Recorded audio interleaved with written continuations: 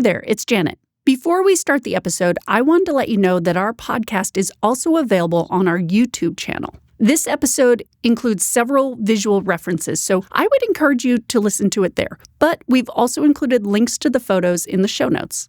Here's the episode. I'm Janet Forrest, and this is the Nantucket Athenaeum Podcast.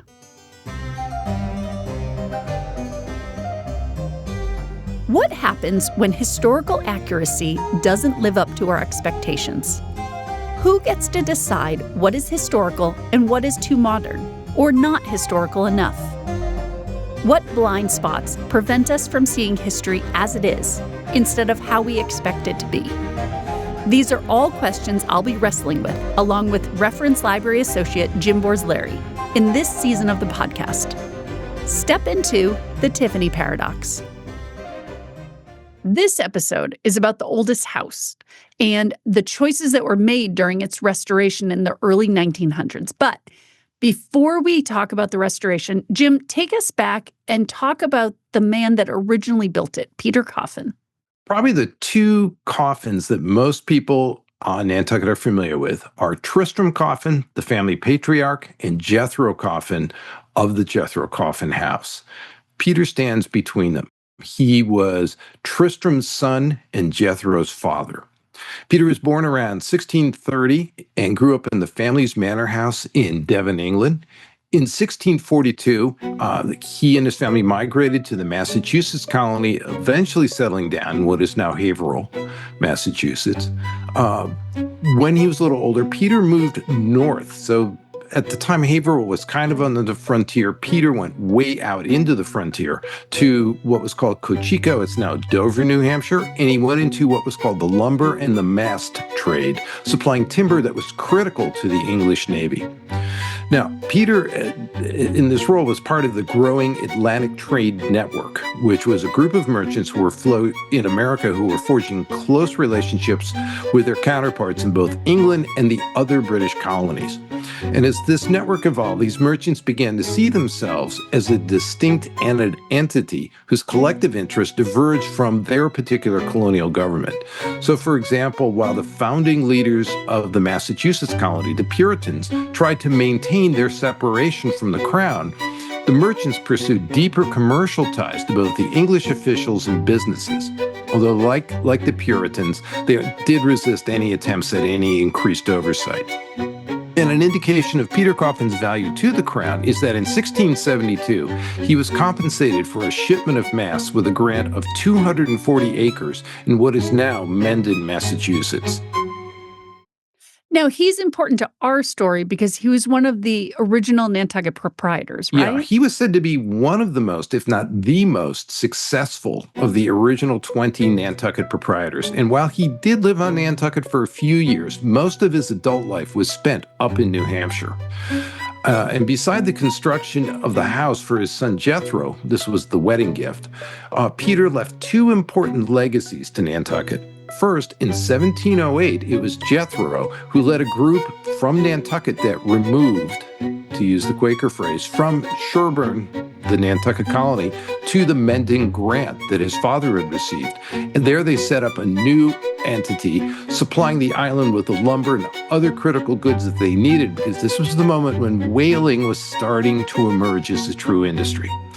Second, and far more importantly, after Nantucket pivoted to sperm whaling, the Atlantic Trade Network and the global businesses, and that global business outlook pioneered by Peter and his contemporaries, fueled the island's prosperity.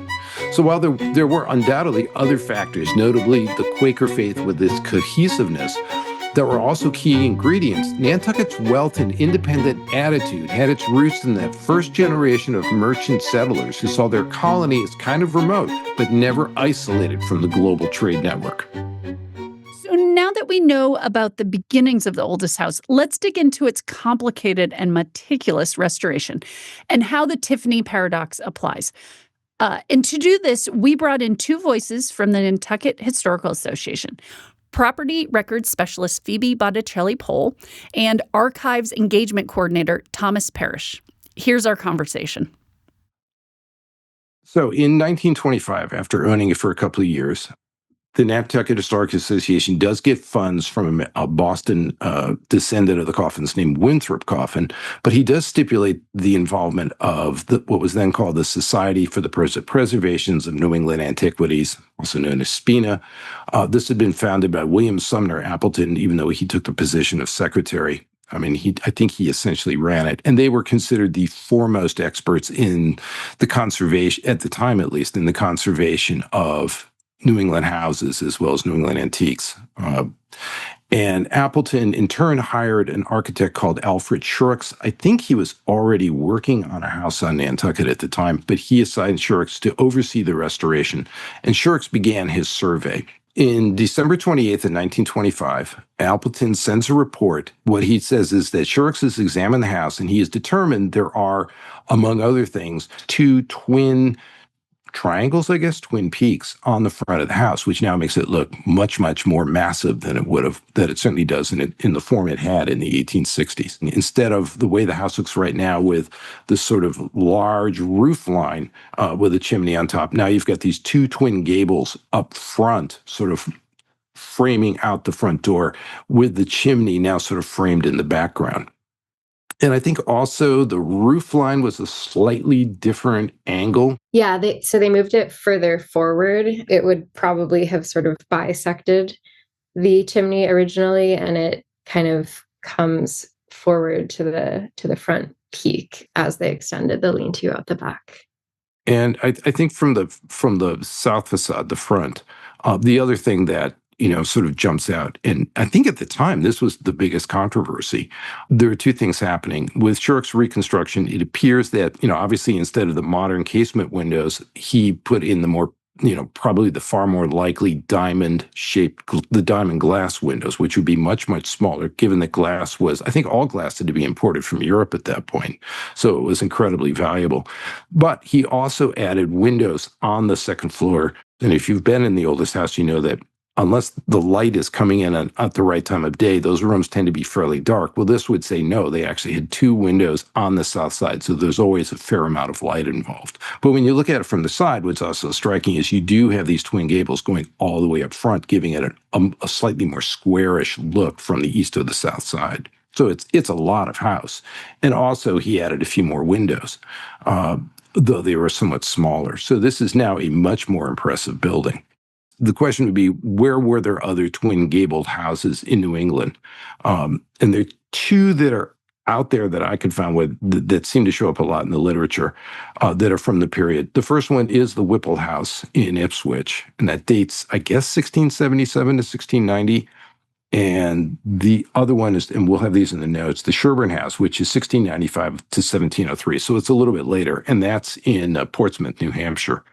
Yes. So I don't know too much about the Sherburne house. The John Whipple house we've been looking at a lot. I will say it seems like this style of house is actually quite common in early New England, which we can get into in the future. But so the John Whipple house, as far as I can tell from the little reading I've done on it, was originally one bay.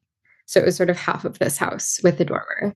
And then they added on a second one very early in its history, which is maybe why they're a little bit more separated out. But I think this is a really interesting house to use as an example and as the point of comparison for our oldest house, because it follows a really similar trajectory, I would say. They're built within a decade of each other. And then in the 1720s, in both cases, the dormers are removed. And then in the early 1900s, they are purchased by really passionate sort of like preservation societies, and they are restored to their original appearance, which in this case means the restoration of the dormers. In our case, it does not. Yeah, it's just like a fascinating counterpoint to the oldest house for that reason. We had a really interesting conversation, Phoebe. You're talking about the dormers being much more of an English than an American style because of the environmental factors in New England, right? I mean, that's one of the arguments.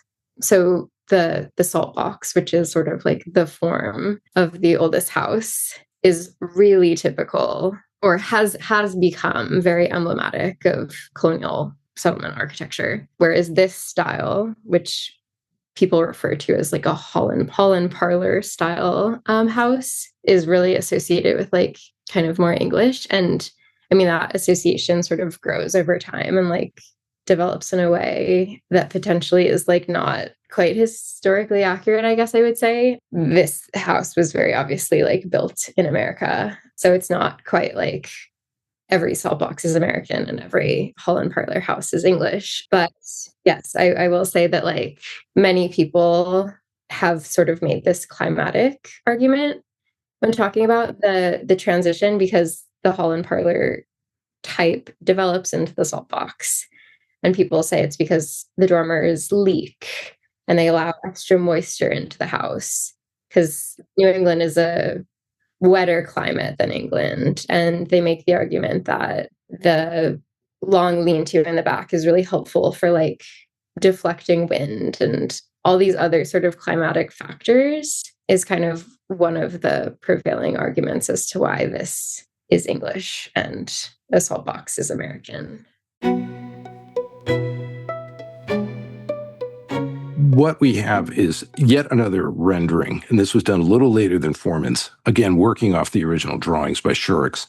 And he did this in 1972. And I think if you look at the history of the oldest house that Betsy Tyler wrote that's out on the NHA website, you'll see this. It's kind of familiar. But now you see the two, the twin dormers, and they almost look kind of prominent. Now there's a little front porch to address Phoebe's point that it gets wet. And one of the downsides to having these dormers, besides leaking, is that they're going to concentrate all the water. So it's going to come flowing right over the front door.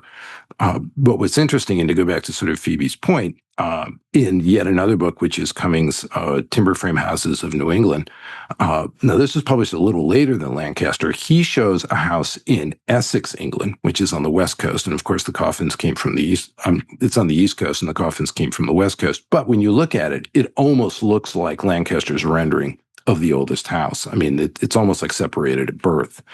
The major difference being, to Phoebe's point, this was, I think, stucco rather than wood, whereas wood would predominate in New England for rather obvious reasons. We had plenty of wood, and it made more sense from an environmental standpoint. So it could be that in a lot of ways, Peter, again, who had strong memories of England, was trying to call back to just those kinds of houses. And maybe, because he was building a trophy house, and maybe this is sort of how it applies to our lives today, function doesn't always necessarily take the front seat. Sometimes style will.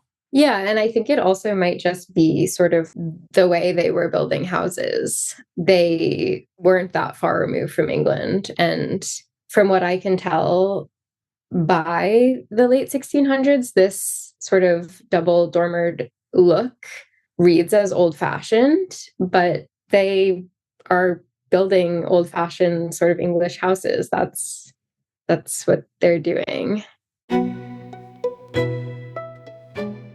Winthrop Coffin advises William Macy, in other words, the man who's financing the restoration is advising the head of the NHA, that he doesn't think restoring the gables is necessary. I'm going to quote Clay Lancaster, historian of Nantucket architecture. When he talks about this restoration, he says that after everything was done and they took the dormers off, they left the lean-to on, but it, quote, left a hybrid tottering between two periods and actually constituting a third. And I think that is actually, he's very critical in his, me and Phoebe had a little bit of a laugh reading it. He's very critical. But I think he's pretty right that it actually does constitute a third period, and that is a retroactive view of what historical houses should look like. I think, as you mentioned, the dormers may or may not have been there. We don't have concrete evidence, but there seems to be some evidence. But we do know the lean-to was added. And so by leaving the lean-to and not adding the dormers, you're making a decision that is looking back on what they thought it should look like, and that is the third period. I don't think that this house on the right here is as unusual as it looks to us. I'll just say that. Okay. So you think there may have been others like that? Potentially. Okay. Just saying that we might be falling into the Tiffany effect right now as we're talking about it. Yeah, and that's exactly it. And this is, I think we've almost got two Tiffany effects going on here. And the first one is, it looks wrong for us in 2025 because it's not what we think of as a Nantucket house. Because when we think of a Nantucket house, it is one that has, as Phoebe said, responded to the environmental issues. We know, from the documents that Archibald Cartwright, also known as Archie Cartwright, who is one of the restoration carpenters, and I think he was also I think his title was caretaker, but he was really the facilities manager for the NHA. He was absolutely opposed to the gables because for all these reasons. He said they would leak. We're not even sure they were there. Every time there was a storm, because this house is up on top of a hill at a time when there's no vegetation. We all know what it looks like. In fact, it's raining on Nantucket right now. We all know what it looks like when a heavy rainstorm comes in and it's almost raining sideways. It would have been a nightmare to have these gables. So he was opposed to putting them on in the first place. So I think there is a very strong environmental reason for not including them. But I think also from our perspective in 2025, it just doesn't look right. Because there are no examples on Nantucket of a twin gabled house, it just looks like it's not, it looks wrong. Again, and that's where the Tiffany effect comes in. In effect, this is saying, here's my Tiffany house. William Macy, the NHA president, and Winthrop Coffin, the major funder of this project, say the same thing. They say it doesn't look right, but they can't exactly put a finger on why.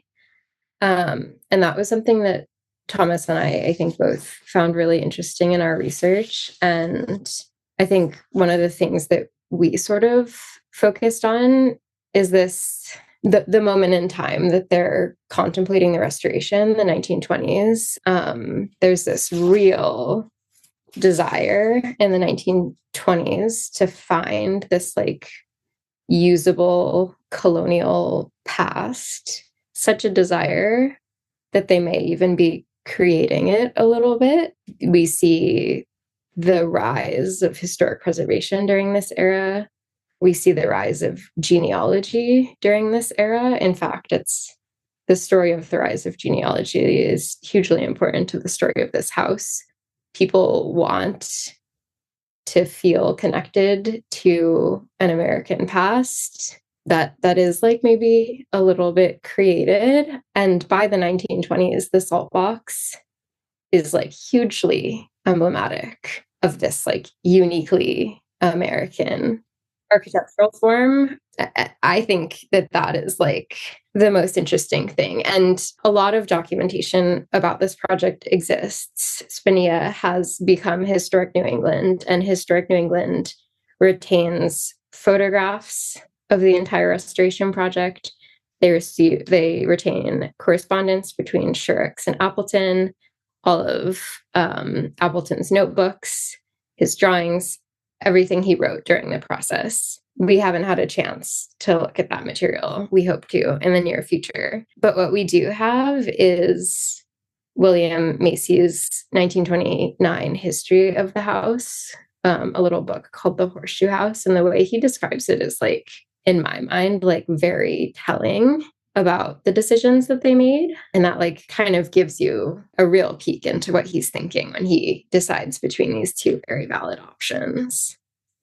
I'm also wondering, and this may be a second Tiffany effect, that in 1925, 26, when they were making these decisions, to your point, Phoebe, it's not that they didn't know what it was. They knew exactly what it was because it screamed to them English revival, and they were looking for something more American. There's a conversation that actually Phoebe found, so I'm gonna give her credit for that. But between Mr. Coffin, so the underwriter, and Macy, who's the president, and Coffin writes to Macy saying, quote, "Personally, I rather like the look of the plain roof, but I am sure that Mr. Appleton would not advise putting the windows in unless the evidence of the early existence was absolute."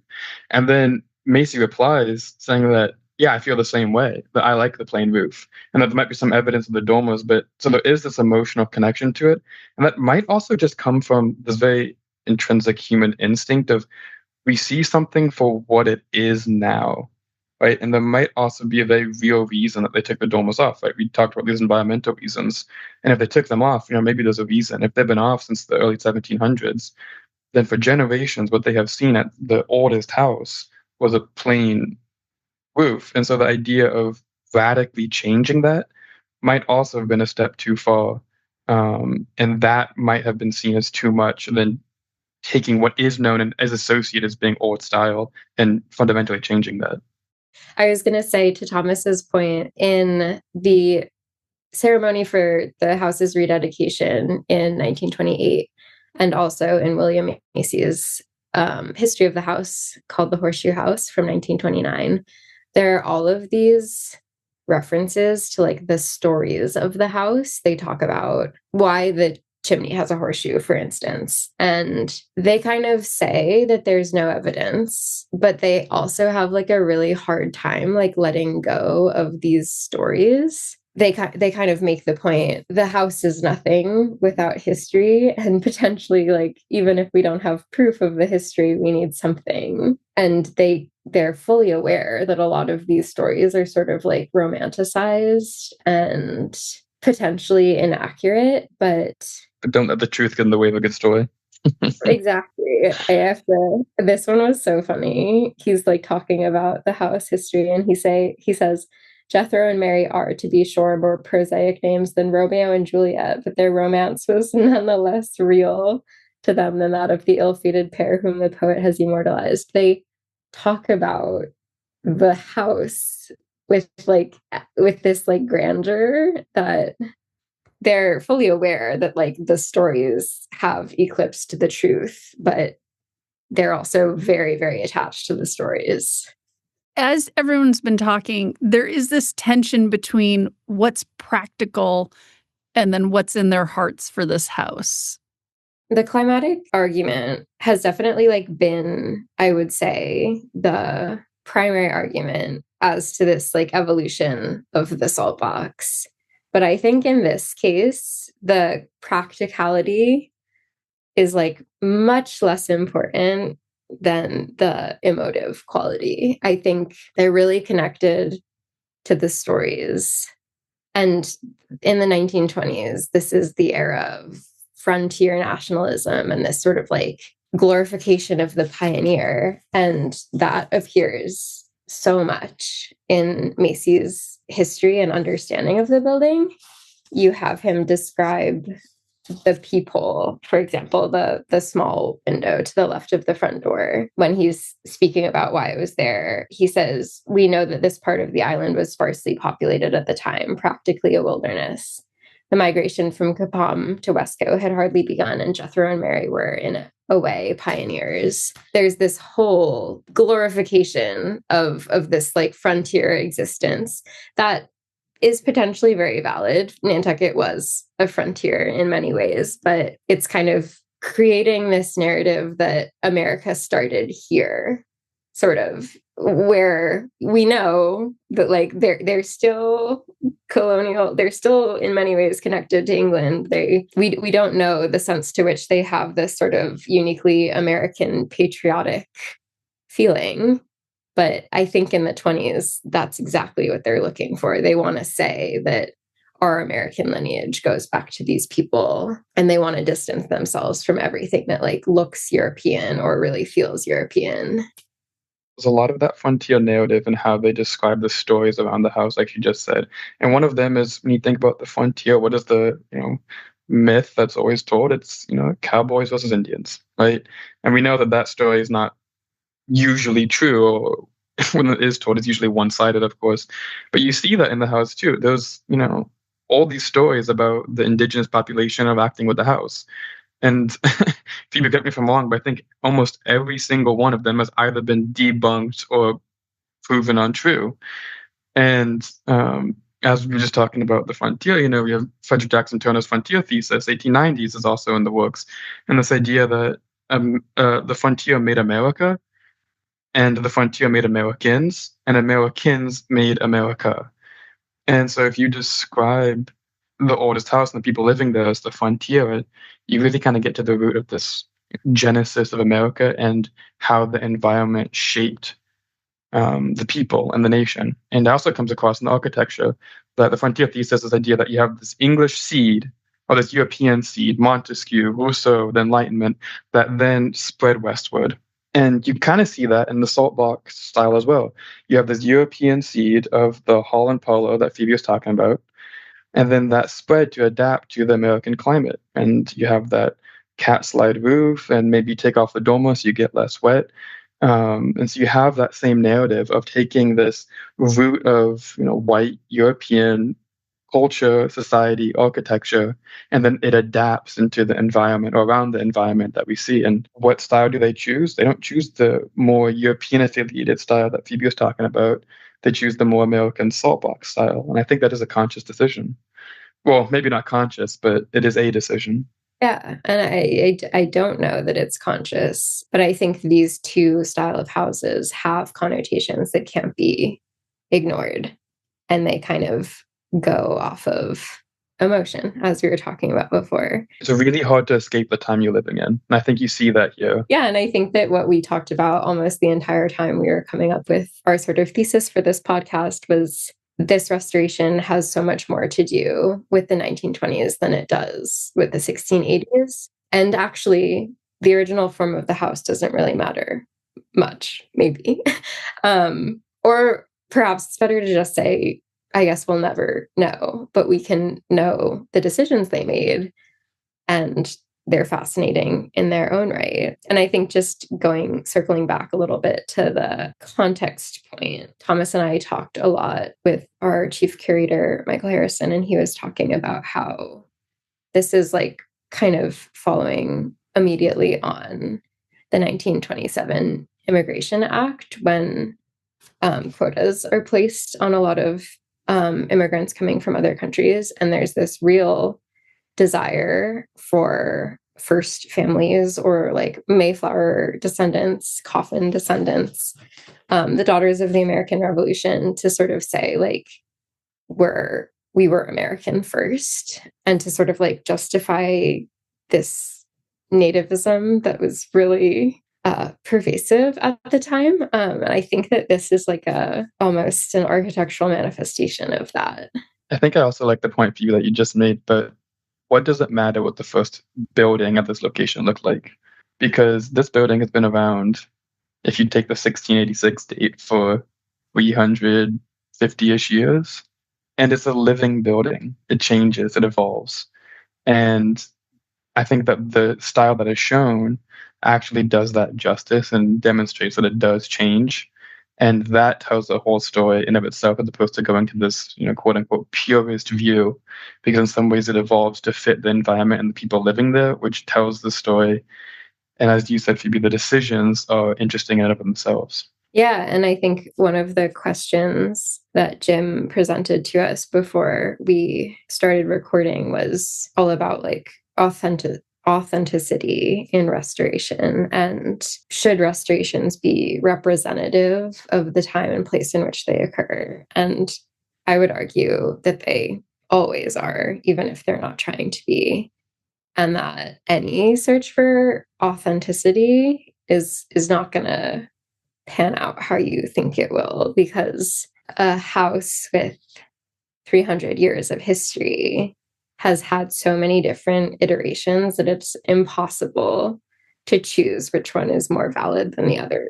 I think they're all really important. William F. Macy, the president of the NHA, wrote this sort of house history of the building. One of the things that I thought was really fascinating is just this sort of narrative that goes through a lot of the things he says, which is sort of just like, we don't really know if it's right or not, but it's a great story. I think, Thomas, would you agree? I feel like in even in the rededication of the house. That's exactly where I was going to go. In the rededication, after they finish that station, he gives his lecture, his speech, and he says, "And now the job is done. And what do we think of it? We expected criticism, and we have had it, plenty of it.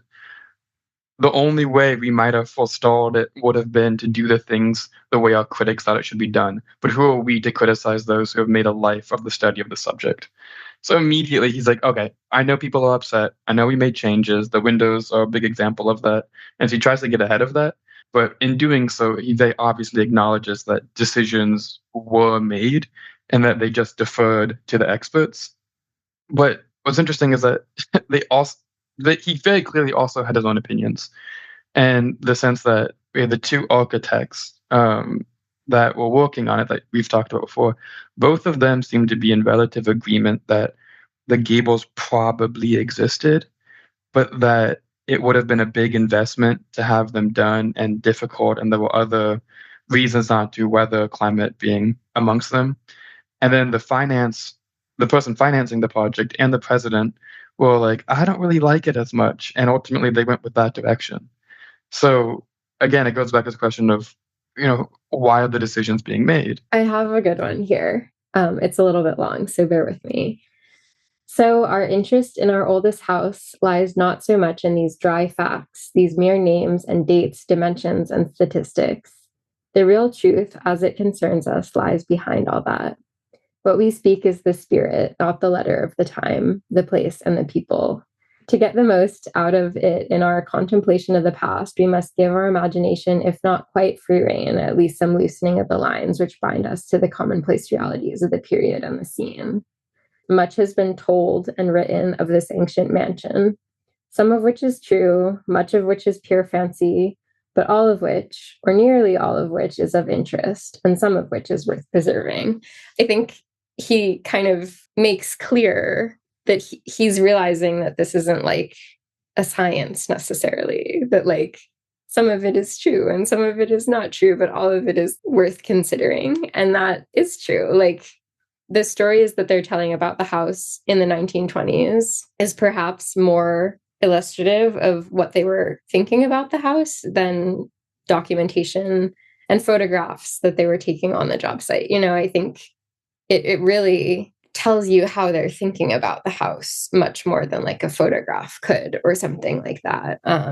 That's why I think reading this Horseshoe House pamphlet that Macy wrote in 1929, although it's like really too bad that we haven't had time to access some of the other documentation, I think the amount that you can find in this small, like 14-page book is really incredible and really specific to the time in which they were writing and really reflective of these other huge, like socio-cultural themes that were happening at the time. I think we are kind of leaning into the emotionality of it, but I also just want to point out that this was a very meticulous restoration. Thousands of photos were taken. Right, we have seen many of them. They also they used historic lumber. There was another house on the property that was demolished, and they took that wood and they brought it into the building and dated it. So when people go back and do restorations again, they can see what wood was there before 27, what was added 27. So it is very meticulous. So it's not like they're just making these whimsical decisions because of an emotional connection to the history. The reason that Appleton and Shurrocks brought on is because they were meticulous and really formidable in establishing what restoration can look like. But this emotionality comes in when the facts are not clear, right? We don't know 100% that the gables or the dormers were there. And so when you have these questions of ifs, ands, or buts, to fill the answers and to make a decision with limited information, despite the best research you can do, that is when we see the biases of their own time come through and where we can see these emotionality and the connection to it. Right. This is not saying that we feel it should look this way, so we're doing it. It's we don't have the complete image. So what do we think is the most correct? And that is where we're kind of picking apart the connection to it. And I just want to make that clear. It's not just offhand decisions. It's we are filling in the information we don't know with what we feel is right. And I think to some extent, by making these decisions, for whatever reason, we've kind of obscured the first 50 or 60 years of what life was actually like for the people on the island. I mean, we have stories. We have the story of the half-share revolt and everything else. But a lot of that is conjecture. And so I think the result of this, right or wrong, and again, this would be, I think, of minor consequence, except for those of us that are really studying this period, but the later Quaker era becomes the default starting point for the Nantucket experience. We've sort of eliminated the first 50 or 60 years where you have these people who are merchants living in this turbulent period start to, come to the island with one goal in mind and then realize it's just not economically viable. And over time, and as Phoebe pointed out, there were very good environmental reasons for getting rid of the dormers. Well, there were very good reasons for giving up on raising sheep, although the sheep would still be there, or giving up reasons for some of the other thoughts they had for how they would survive. And finally, they start to see what's the best thing we can do here, and it turns out to be fishing and whaling. I think in some ways that's true. I think it's an interpretive tool, and we continue to use it as an interpretive tool. And so I see where you're coming from, that how we restored it in the 20s is indicative of how we continue to talk about the early English community. I think that it's a starting point, not the end point. That by talking about the oldest house, this is the oldest structure on its original foundation on Nantucket. They're all buildings that are reportedly older on Nantucket, but we don't call them the oldest house because they've been moved, rebuilt, what have you. And I think of that story is all wrapped in the envelope of the history of the building. And that good interpretation is unraveling that in its complexities and its entirety.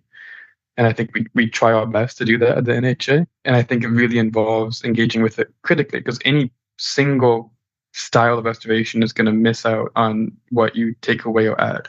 Lancaster's drawing is in the history that Betsy published, so it's right there. And certainly when we gave the tours of the house, it was right there. We always talk to it. As we go forward, as we start to look around Nantucket and start thinking about what we're going to build for a future, I think it's good that we understand why they made the decisions the way they did in the past. I agree with that. I do agree with that.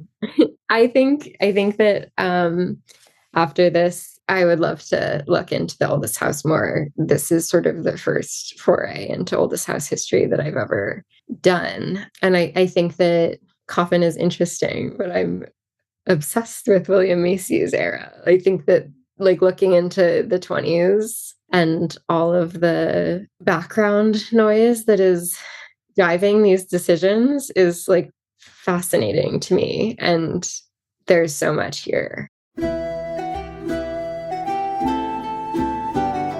On the next episode, we wade into the complex and complicated world of preservation. The people will be upset because it's not what it used to look like. But when is used to, and what date are we going back to? This has been a production of the Nantucket Athenaeum. It was hosted by me, Janet Forrest, and it was co-hosted and researched by Jim Borzilleri. Production support by Shire Video. Special thanks to Phoebe Botticelli-Pole and Thomas Parrish from the Nantucket Historical Association for their time and insights. If there's an example of the Tiffany Paradox in Nantucket history that you think we should discuss on the podcast, send us an email at jforrest@nantucketathenaeum.org. The Nantucket Athenaeum is located at 1 India Street in Nantucket, Massachusetts. We would love for you to stop by and say hello. You can find us online at nantucketathenaeum.org or search at Nantucket Athenaeum on Facebook or Instagram. You can find all the previous episodes of this podcast on Apple Podcasts, Spotify, or wherever you're listening now. If you liked this episode, please share it with a friend. Thanks for listening.